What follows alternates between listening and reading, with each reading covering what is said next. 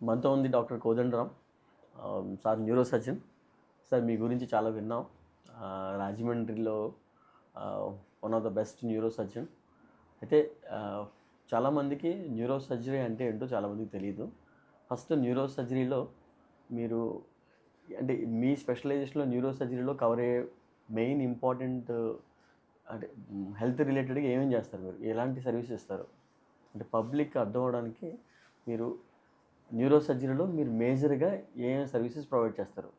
యూజువల్గా neuro surgery అంటే చాలామందికి న్యూరో అని మాత్రం గుర్తుపెట్టుకుంటారు, కానీ న్యూరో సర్జన్కి న్యూరాలజిస్ట్కి తేడా తెలియదండి. న్యూరో సర్జన్కి తేడా ఏంటంటే, neuro surgeon basically is a surgeon. అంటే ఇతను ఆపరేట్ చేస్తాడు, బ్రెయిన్కి సంబంధించి స్పైన్కి సంబంధించి ఆపరేషన్స్ చేస్తాడు న్యూరో సర్జన్ అంటే. న్యూరాలజిస్ట్ అంటే ఫిట్స్, స్ట్రోక్ ఇలాంటి కేసెస్ అన్నీ మెడికల్ మేనేజ్మెంట్ అంటే మందులతో డీల్ చేసే డాక్టర్ అయిన. సో న్యూరో సర్జన్ ఎలాంటి ట్రీట్మెంట్స్ చేస్తారు, దేనికి వాడతారు అంటే, బ్రెయిన్కి సంబంధించిన సర్జరీస్ అయినా, స్పైన్కి సంబంధించిన సర్జరీస్ అంటే మెడ, వెన్నుపూస, నడుము దగ్గర సర్జరీస్, ఒకసారి మెడ దగ్గర నుంచి చేయి లాగడం, నడుము దగ్గర నుంచి కాళ్ళు లాగడం, ఇలాంటికి సంబంధించిన ప్రాబ్లమ్స్, సయాటికా, డిస్క్ సమస్యలు అంటారు కదా, అలాగే బ్రెయిన్ ట్యూమర్స్, తలకి దెబ్బలు తగిలితే, బ్రెయిన్లో బ్లీడింగ్ అయితే, బ్రెయిన్ స్ట్రోక్స్ ఏమైనా వచ్చి సర్జరీస్ చేయాలన్నా, ఇలాంటి సర్జరీస్ అన్నీ కూడా న్యూరో సర్జన్ చేస్తారనమాట.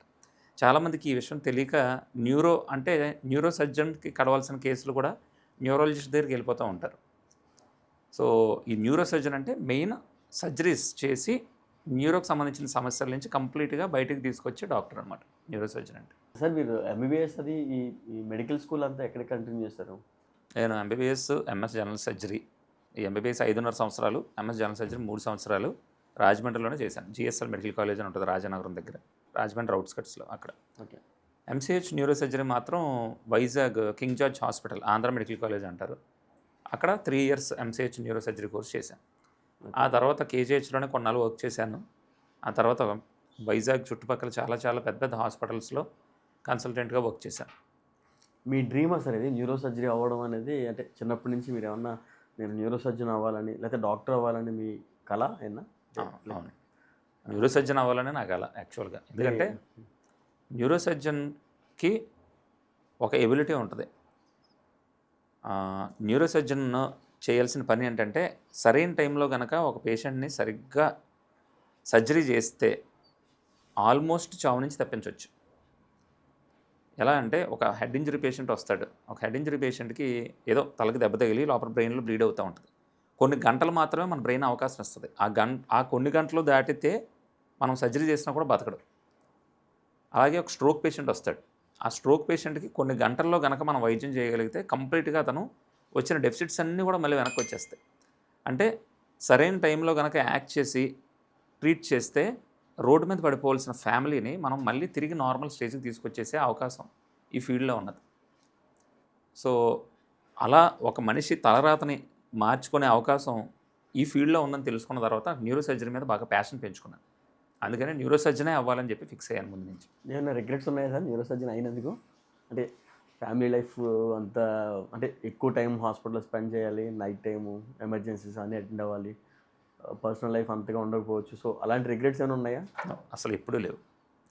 ఎప్పటికప్పుడు నేను ఒక న్యూరో సర్జన్గా వర్క్ చేస్తున్నాను. ఒక న్యూరో సర్జన్గా నాకు ఒక మంచి ఫ్యామిలీ ఉంది, మంచి మన పేషెంట్స్ బ్లెస్సింగ్స్ ఉన్నాయి, నా పేరెంట్స్, నా టీచర్స్ బ్లెస్సింగ్స్ ఉన్నాయి, నా కొలీగ్స్ బ్లెస్సింగ్స్ ఉన్నాయని చెప్పి నేను ఎప్పుడు ప్రౌడ్గానే ఫీల్ అవుతూ ఉంటాను. ఎప్పుడు కూడా రిగ్రెట్ అనేది ఫీల్ అవ్వాలి. ఒక న్యూరో సర్జన్గా నేను ప్రాక్టీస్ చేస్తున్నప్పుడు ఎప్పుడు కూడా ఫీల్ అవ్వలేదు. ఓకే. ఏ సర్జరీస్ చేస్తారు సార్ మెయిన్? అంటే మీ స్పెషాలిటీలో మేజర్గా కవర్ అయ్యే సర్జరీస్ ఏముంటుంటాయి? అంటే నాకు తెలిసి బ్రెయిన్ సర్జరీస్, స్పైన్ సర్జరీస్ చేస్తారు మెయిన్. బట్ వ్యూవర్స్ కోసం అడుగుతున్నాను. అంటే మీరు ఈ మధ్యన ఎక్కువగా మన హాస్పిటల్లో కూడా ఎక్కువ నేను చూస్తుంది ఏంటంటే ఎండోస్కోపిక్ స్పైన్ సర్జరీస్ చాలా ఎక్కువ చేస్తున్నారు. అంటే ఎండోస్కోపిక్ స్పైన్ సర్జరీస్కి లేకపోతే ఇప్పుడు దానివల్ల మేజర్ అడ్వాంటేజెస్ ఏముంటాయి పేషెంట్కి? అసలు ఎండోస్కోపిక్ స్పైన్ సర్జరీ అయితే ఈ కీ హోల్ సర్జరీస్ అంటే ఏంటి అసలు? ఎండోస్కోపిక్ స్పైన్ సర్జరీ అంటే it is a recent advance in spine surgery అండి. అంటే ఇదివరకు వెన్నుపూసకు సంబంధించిన సర్జరీలు కానీ, డిస్క్ సర్జరీస్, నడుము సంబంధించిన సర్జరీస్ ఏమైనా చేయాలంటే జనాలకి ఒక రకమైన భయం, ఒక రకమైన టెన్షన్ ఉండేది.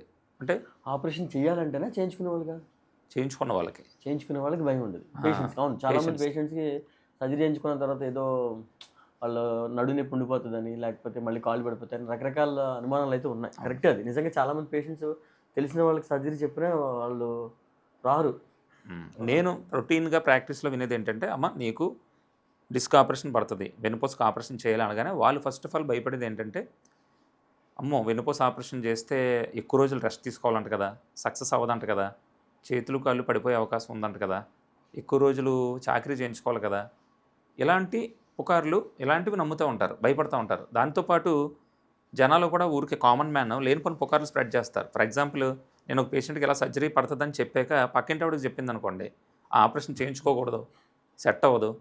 ఇలాంటి రకరకాల రూమర్స్ స్ప్రెడ్ అవుతా ఉంటాయి. దాంతో భయపడిపోయే వాళ్ళు సర్జరీ చేయించుకునే టైంని డిలే చేసుకుంటారు. నిజానికి ఇవన్నీ అబద్ధాలు. యాక్చువల్‌గా వెన్నుపూస ఆపరేషన్ అనేది entire neurosurgical సర్జరీస్‌లో most simple surgery. అంటే అబ్సల్యూట్ సేఫా సార్? అంటే ఛాన్సెస్ ఆఫ్ కాంప్లికేషన్స్ కానీ, అంటే నిజంగా కాళ్ళు పడిపోవడం అనేది లేదా? ఆపరేషన్ జరిగింది అది కాళ్ళు పడిపోవడం అలాంటివి ఏమి ఉండదా? అంటే ఒకవేళ ఎవరికి అలా జరగవచ్చు? ఓకే. మీరు అడుగుతున్నది యాక్చువల్‌గా ఎందుకు ఈ పుకారు ఎందుకు స్ప్రెడ్ అయింది? ఇలా ఎందుకు జనాలు అంటున్నారు అన్నదానికి ఆన్సర్ అండి ఇది యాక్చువల్‌గా. వెన్నుపూస ఆపరేషన్ చేస్తే కొంతమంది కాలు పడిపోయే అవకాశం ఉంటది. ఎందుకు అంటే రాంగ్ టైమింగ్ ఆఫ్ సర్జరీ. అంటే ఆపరేషన్ చేసే టైంకే బాగా కుళ్ళబెట్టుకొని బాగా క్రానిక్ కేసెస్ వస్తాయి. అప్పటికే జరగాల్సిన డ్యామేజ్ అంతా జరిగిపోతది. అలాంటి టైంలో సర్జరీ చేస్తే కాలు పడిపోయే అవకాశం ఉంటది. అలాగే రాంగ్ టెక్నిక్ అంటే వెన్నుపూస ఆపరేషన్‌కి సంబంధించి కొన్ని టెక్నిక్స్ ఆఫ్ సర్జరీస్ ఉంటాయి. ఆ రాంగ్ టెక్నిక్ సర్జన్ చేసినా కూడా కాలు పడిపోయే అవకాశాలు ఉంటాయి. ఈ రాంగ్ టైమింగ్, రాంగ్ టెక్నిక్ వల్ల కొన్ని కాంప్లికేషన్స్ వచ్చే అవకాశం ఉంటది. అండ్ ఈ పుకారు ఎలా వచ్చిందంటే ఫర్ ఎగ్జాంపుల్ నేను ఒక పేషెంట్‌ని చూశాను. ఆ పేషెంట్‌కి నేను 2 ఇయర్స్ బ్యాక్ స్పైన్ సర్జరీ పడతది. నువ్వు చేయించుకోవాలి లేకపోతే కాలు పడిపోయే అవకాశం ఉందని చెప్పాను. బట్ ఎవరో అతనికి ఏదో నెగటివిటీ స్ప్రెడ్ చేసి సర్జరీ చేస్తే ఇలా అయిపోద్ది, అలా అయిపోద్దని భయపెట్టడం వల్ల అతను చేయించుకోలేదు. 2 ఇయర్స్ తర్వాత నిజంగానే అతని కాలు పడిపోయింది. పడిపోయిన తర్వాత నా దగ్గరికి వచ్చాడు. వచ్చిన తర్వాత నేను సర్జరీ చేయాలి, ఎప్పుడో చేయించుకోవాలి. ఇప్పుడు నేను సర్జరీ చేసినా కూడా నీకు కాలు రాకపోవచ్చు అని చెప్పాను. అయినా సర్జరీ చేయాలి అని చెప్పి బలవంతం చేశాడు. సో ఇప్పుడు సర్జరీ చేసిన తర్వాత జనాలందరూ ఏమనుకుంటారంటే సర్జరీ చేశారు, కాలు పడిపోయింది అనుకుంటారు. చాలామందికి సర్జరీ చేయకముందే కాలు పడిపోయింది, సర్జరీ చేసిన తర్వాత కూడా కాలు పడిపోవడం తిరిగి రాలేదని అర్థం కాక ఈ సర్జరీ చేయడం వల్ల మాత్రమే, ఆపరేషన్ చేయడం వల్ల మాత్రమే కాలు పడిపోయింది అన్నదే నమ్ముతారు. అదే కనిపిస్తుంది. అండ్ ఇదే పుకారు చాలా తొందరగా స్ప్రెడ్ అవుతూ ఉంటుంది. ఇలాంటి పుకార్లే ఎన్నో సంవత్సరాలు స్ప్రెడ్ అవ్వడం వల్ల ఈ వెన్నుపూసకు సంబంధించిన సర్జరీలు అంటే జనాలు భయపడుతూ ఉంటారు. బట్ ఇప్పుడు ఈ సిచ్యువేషన్లో ఎలా ఉందంటే అసలు కట్ చేసే సిచ్యువేషనే లేదు, ఓపెన్ చేసే సిచ్యువేషనే లేదు. కంప్లీట్గా చిన్న కన్నం ఆల్మోస్ట్ చిటికిన వేలు చివర ఎంత చిన్న స్పేస్ ఉందో అంతే చిన్న స్పేస్, అంతే చిన్న కన్నం పెట్టి కూడా ఈ వెన్నుపూస ఆపరేషన్ చేయొచ్చు. దాన్ని ఎండోస్కోపిక్ స్పైన్ సర్జరీ అంటారు. సార్ అంటే ఇప్పుడు స్పైన్ సర్జరీ చేసుకున్న తర్వాత కాళ్ళు పడిపోవడం అనేది మీరు చెప్పిన దాన్ని బట్టి నాకు అర్థమైంది. ప్రాబ్లం వచ్చిన తర్వాత ఇమీడియట్గా సర్జరీ అడ్వైజ్ చేసిన తర్వాత సర్జరీ చేయించుకోకపోవడం వల్ల వస్తుంది అంటున్నారు. అంటే అవును, తప్పకుండా లేట్ చేసుకోవడం వల్లే వస్తుంది కాంప్లికేషన్. అంటే లైక్ ఎన్నాళ్ళు ఇప్పుడు డిస్క్ ప్రాబ్లం ఉంటుంది సార్, L5S1 లేదా L4, L5 ప్రాబ్లం ఉంది అని చెప్పి సర్జరీ చేయించుకోవాలన్నాను అనుకోండి సార్, వాళ్ళు ఎన్నాళ్ళు వెయిట్ చేస్తారు? అంటే లైక్ ఓ 2 సంవత్సరాలు వెయిట్ చేసి తర్వాత సర్జరీ చేయించుకుంటే పర్వాలేదు సార్? అవును, అసలు డిస్క్ ప్రాబ్లం ఉంది సర్జరీ చేయాలి అన్నప్పుడు వితిన్ డేస్ ఆర్ వీక్స్లో సర్జరీ చేయించుకుంటేనే చాలా బెస్ట్ రిజల్ట్స్ ఉంటాయండి.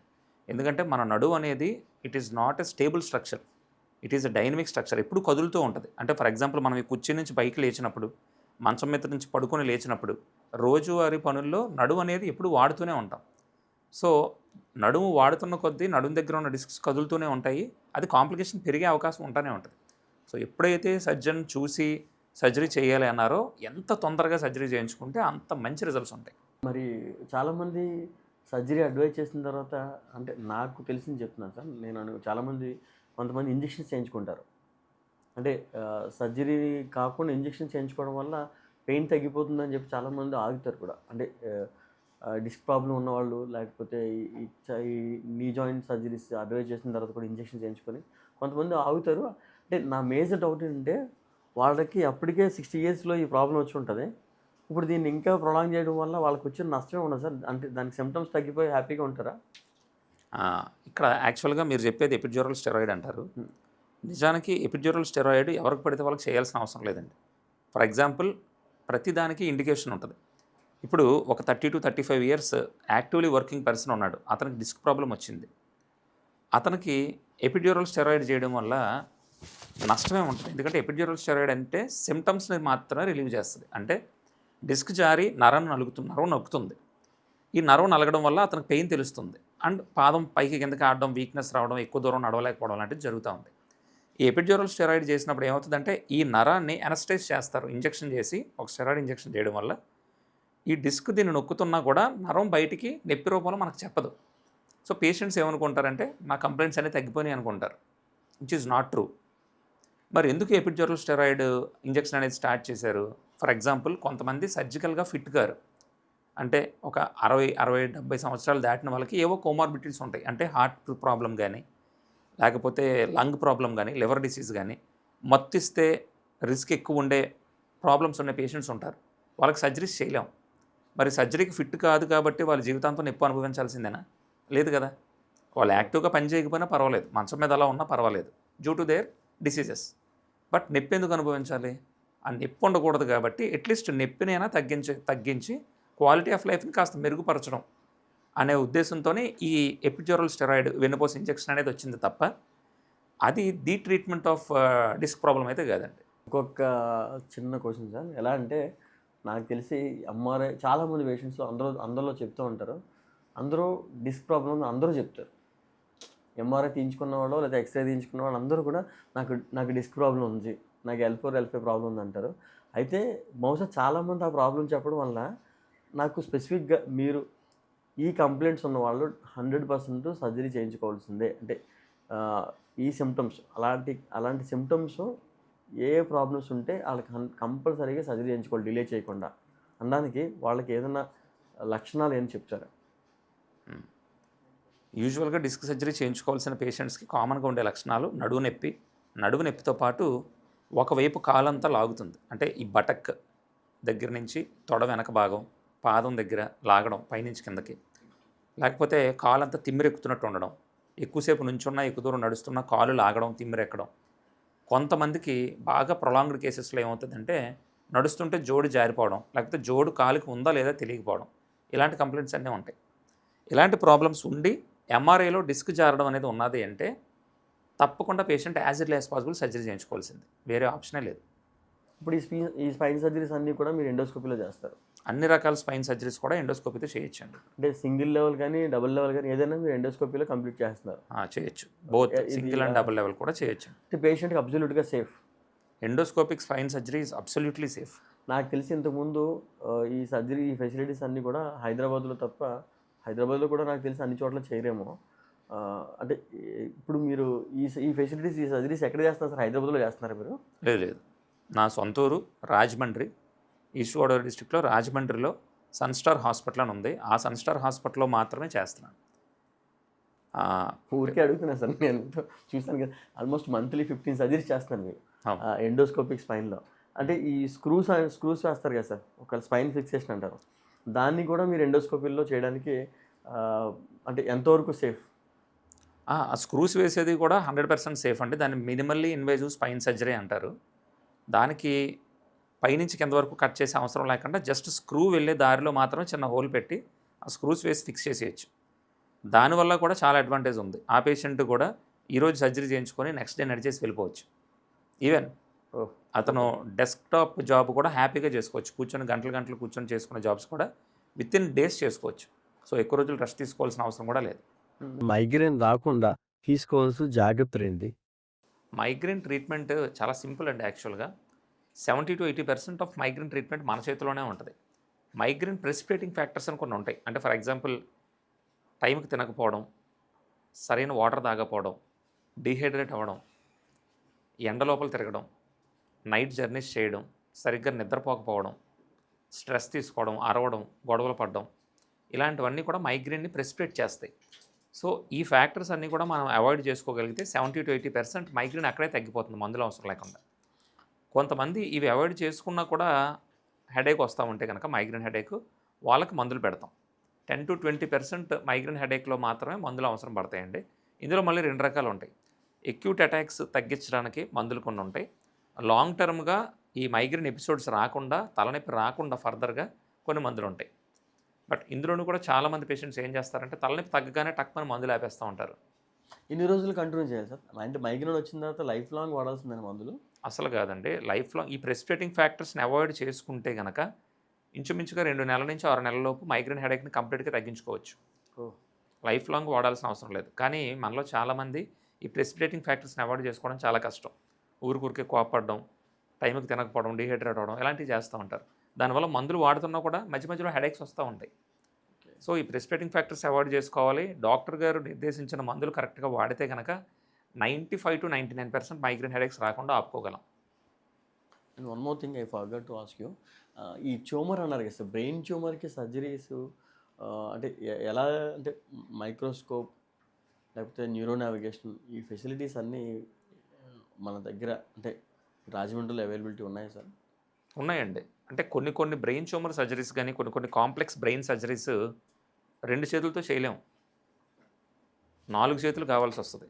సో, ఇద్దరు న్యూరో సర్జన్స్ కలిపి ఒకే పేషెంట్‌కి ఒకే టైంలో సింక్రొనైజ్ అవుతూ చేస్తా ఉండాలి. అలాంటి సర్జరీస్ కూడా మన దగ్గర చేయడానికి advanced neuro microscope, neuro navigation, neuro navigation గాని, అంటే ఎక్కడైతే ట్యూమర్ ఉందో అక్కడికి డైరెక్ట్‌గా వెళ్ళిపోవచ్చు. Without disturbing major parts of brain. అంటే బ్రెయిన్‌కి ఒక 5-6 సెంటీమీటర్ల లోపల ఎక్కడో ట్యూమర్ ఉందనుకోండి. దానికోసం తవ్వి బ్రెయిన్‌ని డ్యామేజ్ చేయకుండా డైరెక్ట్‌గా we can hit the tumour. So, దాన్ని ఆ ట్యూమర్‌ని డైరెక్ట్‌గా టార్గెట్ చేసి హిట్ చేయడానికి న్యూరో నావిగేషన్ అనే ఒక సిస్టమ్ ఉంటది. అది మన దగ్గర ఉంది. రాజమండ్రిలోనే అవైలబుల్‌గా ఉంది. వావ్! అలాగే న్యూరో మైక్రోస్కోప్. ఇద్దరు న్యూరో సర్జన్స్ ఒకేసారి 4 చేతులతో ఒకే బ్రెయిన్ ట్యూమర్‌ని ఆపరేట్ చేసే టెక్నాలజీ కూడా మన దగ్గర ఉంది.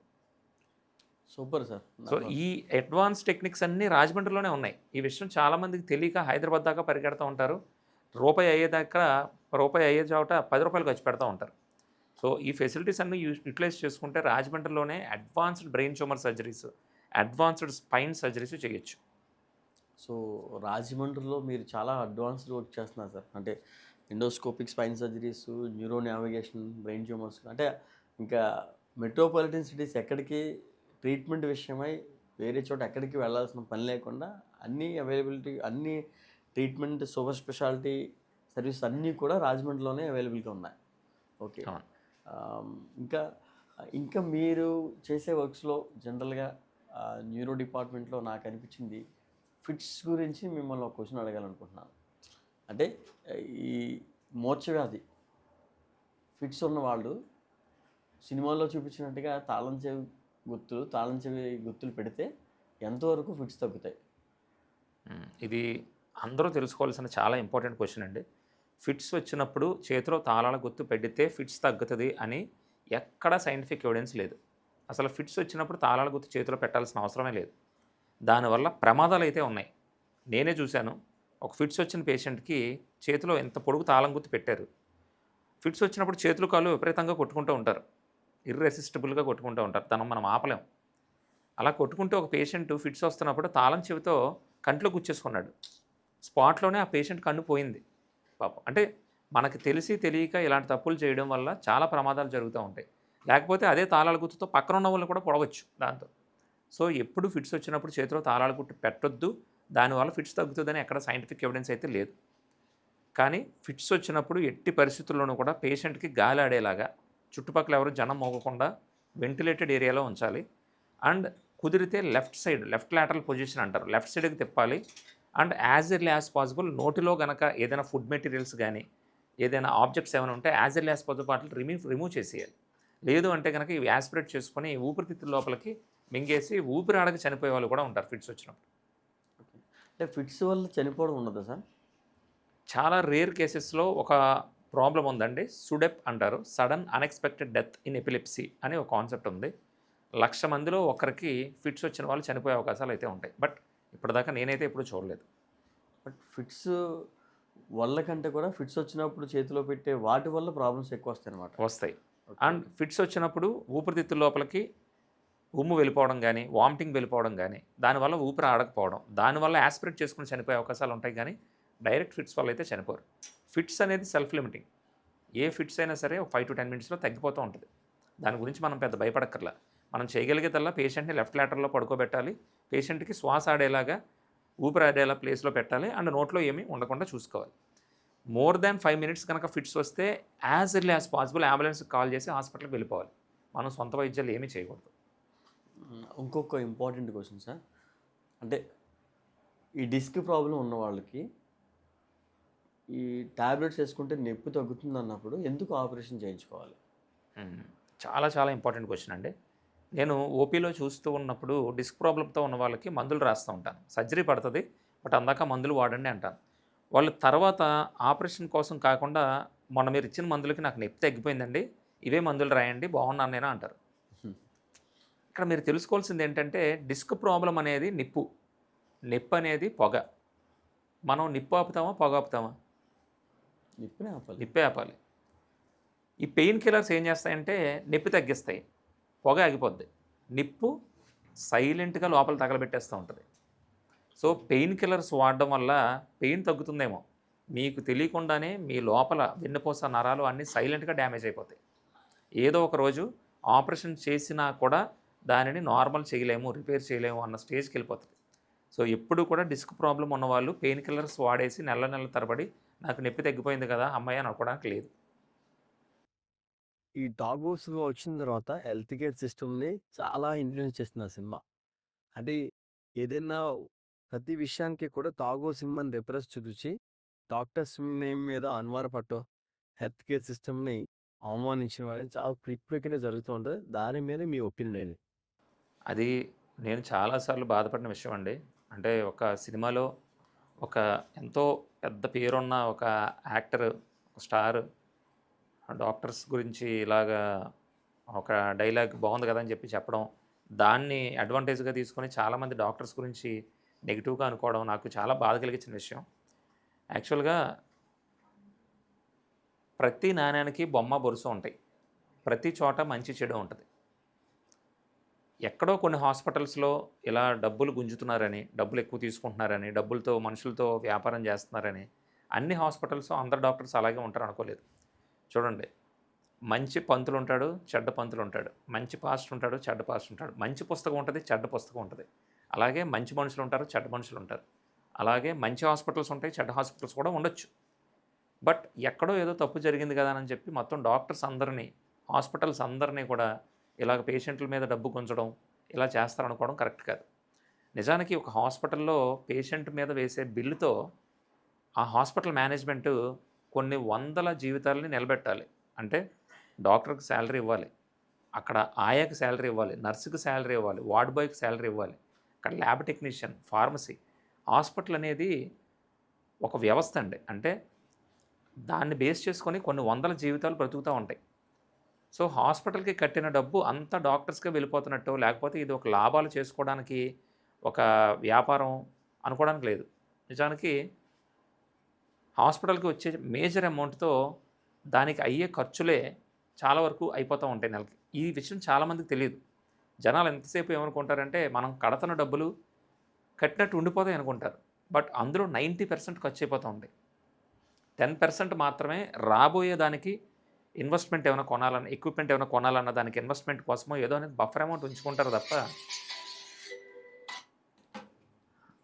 అదే డబ్బు హాస్పిటల్కి మిగిలిపోతున్నాయి ఎక్కువ తీసుకోవడం అనేది జనాలకు పూర్తిగా అవేర్నెస్ లేకపోవడం వల్ల, అండ్ మధ్యలో చాలామంది మిడిల్ మెన్ దాన్ని అడ్వాంటేజ్గా తీసుకొని హాస్పిటల్స్ని, డాక్టర్స్ని బ్యాడ్ చేయడానికి, వాళ్ళ స్వలాభం కోసం బ్యాడ్ చేయడానికి ఉపయోగించుకుంటున్నారు తప్ప నిజానికి ఎక్కడో అలా తప్పు చేసే హాస్పిటల్స్ ఉంటాయేమో కానీ చాలా వరకు వైద్యం అనేది చాలా నోబుల్ ప్రొఫెషన్. డాక్టర్ అనేవాడు దేవుడితో సమానం అని చాలామంది అంటూ ఉంటారు. సో అలా డబ్బు గుంజేయడం, పేషెంట్ల ప్రాణాలతో చెలగాటం, గేమ్స్ ఆడుకోవడం అనేది అసత్యం. నేనైతే నమ్మను. చివరిగా రాజమండ్రి చుట్టుపక్కల ఉన్న ప్రజలందరికీ, లేకపోతే ఆంధ్రప్రదేశ్‌లో ఉన్న ప్రజలందరికీ కూడా మెడికల్ పరంగా మీరు చెప్పబోతున్న గుడ్ న్యూస్ ఏంటి? One and only good news అండి. ఎక్కడికో వెళ్ళి హెల్త్ ప్రాబ్లమ్స్ కోసం హైదరాబాదో, వైజాగో, ఢిల్లీయో, ముంబయో ఎక్కడికో వెళ్ళాల్సిన అవసరం లేదు. మీరు ఉంటున్న రాజమండ్రిలోనే, లేకపోతే మీరు ఉంటున్న ఏరియాస్ దగ్గరలోనే ఉన్న రాజమండ్రిలోనే ఎన్నో అడ్వాన్స్డ్ సర్జరీస్ చేసే హాస్పిటల్ ఉంది. అందులో ఎక్స్ట్రాఆర్డినరీగా అడ్వాన్స్డ్ ఎక్విప్మెంట్ కూడా ఉంది. దాంతో బ్రెయిన్ సర్జరీస్, స్పైన్ సర్జరీస్ అన్నీ కూడా అతి తక్కువ ఖర్చుతో నేను అనలేను, వెరీ వెరీ రీజనబుల్ ఛార్జెస్తో మీరు హ్యాపీగా ఇబ్బంది లేకుండా చేయించుకొని హెల్తీగా మీ ఇంటికి అతి త్వరలో పంపించే అవకాశాలు మేము కలిగిస్తున్నాం. సో తప్పకుండా రాజమండ్రిలో సన్‌స్టార్ హాస్పిటల్‌కి వచ్చి మీరు ఇలాంటి ప్రాబ్లమ్స్‌తో బ్రెయిన్ గానీ, స్పైన్ గానీ అంటే మెడ, వెన్నుపూస, నడుము ఆపరేషన్స్ గానీ, మెదడు ఆపరేషన్స్ గానీ, స్ట్రోక్, ఫిట్స్ ఇలాంటి అన్నిటికి కూడా ట్రీట్మెంట్స్ తీసుకోవచ్చు.